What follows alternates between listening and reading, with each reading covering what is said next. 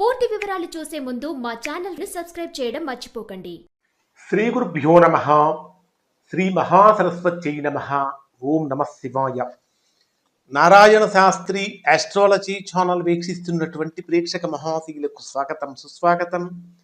ఈరోజు మనము 2026 సంవత్సరం ఆగస్టు నెల 11వ తేదీ నుండి 20వ తేదీ వరకు సింహరాశిలో జన్మించిన వారి యొక్క గ్రహస్థితులు మరియు రాశి ఫలితాలు ఏ విధంగా ఉన్నాయో తెలుసుకుందాం.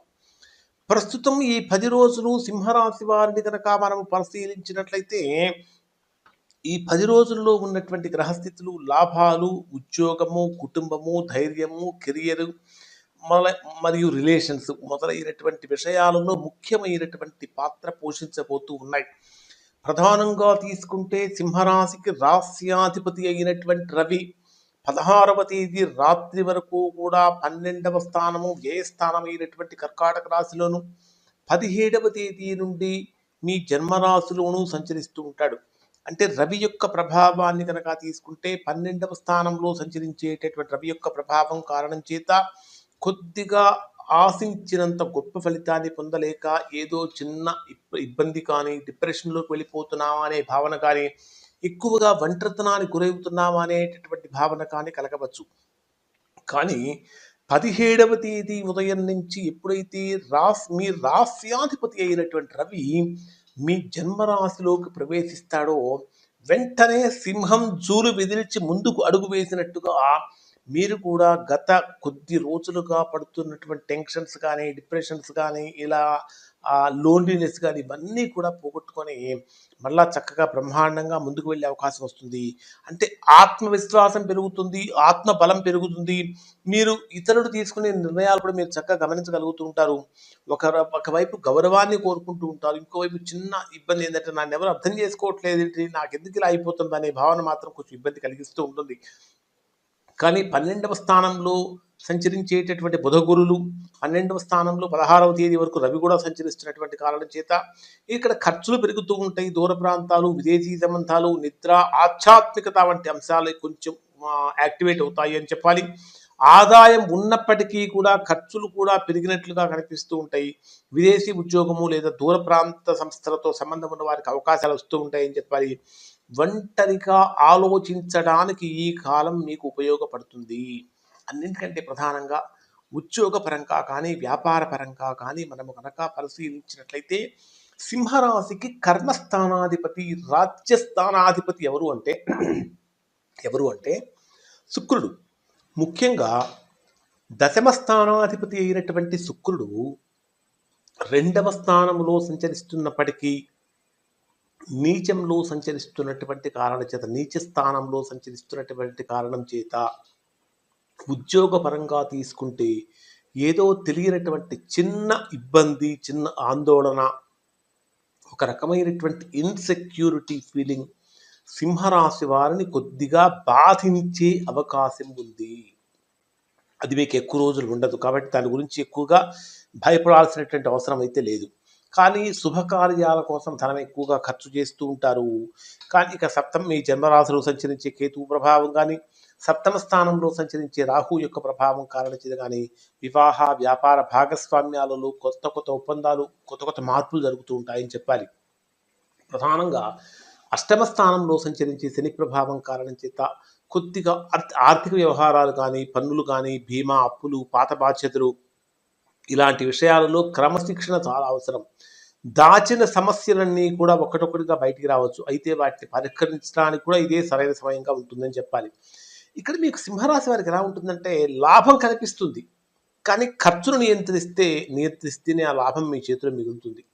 మరి ఇక్కడ సింహరాశి వారికి డే వైజ్గా పరిశీలిస్తే ఎలా ఉంటుందంటే 11వ తేదీ ఉదయం నుంచి 13వ తేదీ ఉదయం 6 గంటల 6 నిమిషాల వరకు ఉండేటటువంటి సమయంలో ఇది మీకు అంతర్ముఖంగా మారుతుంది.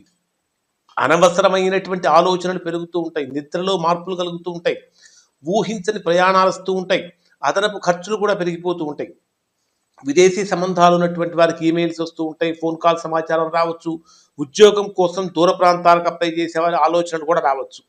అయితే ఈ సమయంలో ప్రతి విషయాన్ని మీ మీదనే మీరే ఉంచుకోండి. కొంత విశ్రాంతి అవసరం, అంటే వేరే వాళ్ళ యొక్క ఒపీనియన్ తీసుకోకండి. ఖచ్చితంగా సోమవారం రోజున శివుడికి అభిషేకం చేయించుకోవడం చాలా మంచిది. నిద్రపోవడానికంటే ముందు ఓం నమః శివాయ అనేటటువంటి మంత్రాన్ని ఒక 108 సార్లు చేయటం మంచిది. ఇక 13వ తేదీ ఉదయం 6:06 నుంచి 15వ తేదీ ఉదయం 9:36 వరకు ఉండేటటువంటి సమయంలో పరిస్థితి మొత్తము పూర్తిగా మారిపోతుంది. చంద్రుడు మీ జన్మరాశిలోనే సంచరిస్తున్నటువంటి కారణం చేత ఆత్మవిశ్వాసము, వ్యక్తిత్వము, నిర్ణయాలు, ఆరోగ్యం అనేటటువంటివి ప్రధానంగా మారుతూ ఉంటాయి. ఇతరులు మీ గురించి ఎక్కువగా ఆలోచించే సమయం అని చెప్పాలి. ఇది ఒక ముఖ్యమైన సమయం. ఇంటర్వ్యూ లేదా వ్యక్తిగత నిర్ణయాలు అనేటటువంటి వస్తూ ఉంటాయి. ఆగస్టు 17వ తేదీన రవి కూడా సింహరాశిలోకి వస్తున్నటువంటి కారణం చేత మీలో కూడా నాయకత్వ లక్షణాలు బలపడుతూ ఉంటాయని చెప్పాలి. అయితే కేతువు యొక్క ప్రభావం కారణం చేత కొన్నిసార్లు మీకు మీరే అర్థం కానటువంటి మూడ్ స్వింగ్ చేసే అవకాశం ఉంటుంది. ఒకరోజు చాలా ఉత్సాహంగా కనిపిస్తూ ఉంటారు, మరొకరోజు చాలా డల్గా కనిపిస్తూ ఉంటారు. ఖచ్చితంగా సూర్య భగవానుడిని ఆరాధించడం చాలా మంచిది. పెద్దవాళ్ళ యొక్క ఆశీర్వాదం తీసుకోవడం కూడా చాలా మంచిది. 15వ తేదీ ఉదయం 9:36 నుంచి 17వ తేదీ సాయంత్రం 5:06 వరకు ఉండే సమయంలో ఇప్పుడు మీ దృష్టి అంతా కుటుంబం మీద, డబ్బు పరంగా, కుటుంబ పరంగా మాట్లాడే మాటల మీద ఉంటుంది. ఆర్థికంగా ఒక ముఖ్యమైనటువంటి చర్చ కూడా జరిగే అవకాశం ఉంటుంది. పాత బకాయిలు వస్తూ ఉంటాయి. రావాల్సిన ధనమంతా చక్కగా వస్తూ ఉంటుంది. అయితే అనవసరమైనటువంటి విలాసాలను సాధ్యమైనంత వరకు తగ్గించడానికి ప్రయత్నించండి. ఖచ్చితంగా శుక్రవారం రోజు లక్ష్మీదేవిని పూజించడం చాలా మంచిది.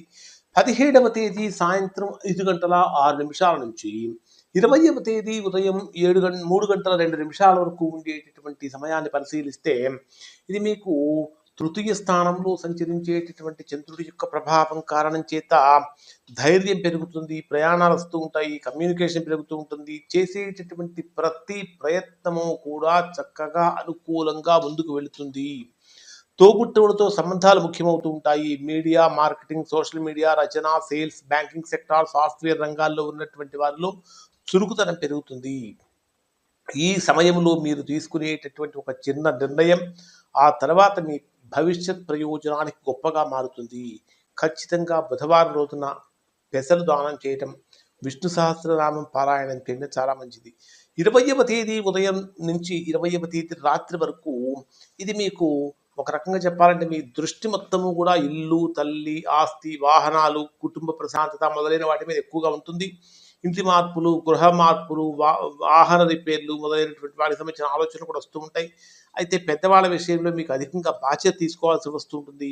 అయితే వృశ్చిక రాశిలోనే చంద్రుడి యొక్క సంచారం జరుగుతున్నటువంటి కారణం చేత భావోద్వేగాలను లోతుగా పరిశీలించాలి.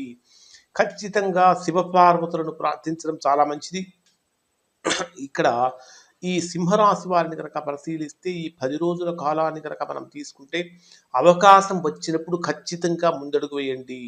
డబ్బు వచ్చినప్పుడు పొదుపు చేయండి. సంబంధం వచ్చినప్పుడు పరిశీలించండి. కోపం వచ్చినప్పుడు మౌనం పాటించండి. ఈ 5 సూత్రాలు కనుక మీరు పాటించినట్లయితే ఖచ్చితంగా మీరు బ్రహ్మాండమైనటువంటి ఉత్తమోత్తమైనటువంటి ఫలితాలు పొందుతారు. ఇవి సింహరాశి వారి యొక్క ఫలితాలు. శుభం.